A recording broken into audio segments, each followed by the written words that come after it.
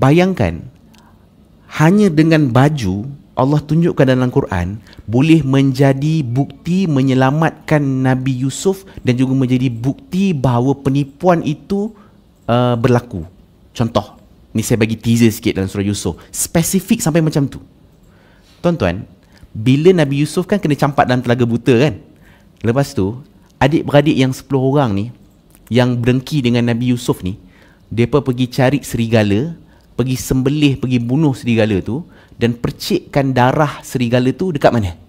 Dekat baju Nabi Yusuf. Kenapa percikkan dekat baju Nabi Yusuf? Sebab untuk menjadi bukti kepada bapa mereka, Nabi Yaqub, wahai ayah Nabi Yusuf dah kena makan dengan serigala. Ini bukti. Tuan-tuan, baju kan? Ini baju pertama. Baju kedua masa bila? Baju kedua ketika Nabi Yusuf digoda oleh isteri Al-Aziz. Kan? Ditutup semua pintu-pintu, digoda, dikejar, dan waktu tu terkoyak baju Nabi Yusuf. Dan asbab baju ini jugalah menjadi salah satu bukti yang Nabi Yusuf ini tidak menipu, yang tidak melakukan perkara yang terkutuk tu. Nampak tak? Baju lagi, baju kedua. Tuan-tuan, bayangkan dalam surah Yusuf, kisah baju ini pun boleh buatkan kita ni terpujuk hati. Sebab apa?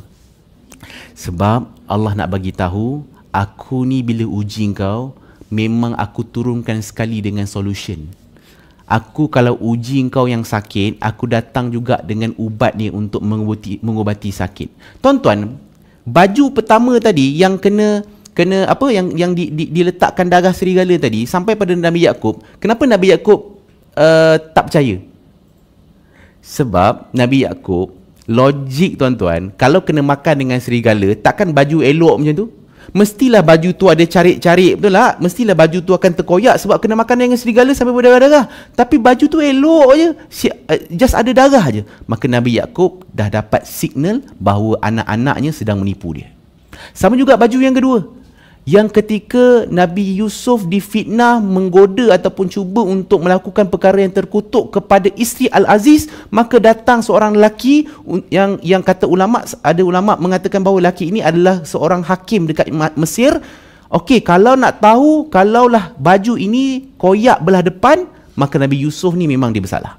Tapi kalau Nabi Yusuf ini bajunya koyak di belakang, maka ini Nabi Yusuf telah difitnah. So cek baju koyak belakang. So koyak belakang ni tandanya apa? Tandanya memang yang bersalah, yang cuba untuk menggoda adalah isteri Al-Aziz. Nampak tak? Asbab baju-baju ini menjadi penyelamat kepada kronologi cerita-cerita Nabi Yusuf.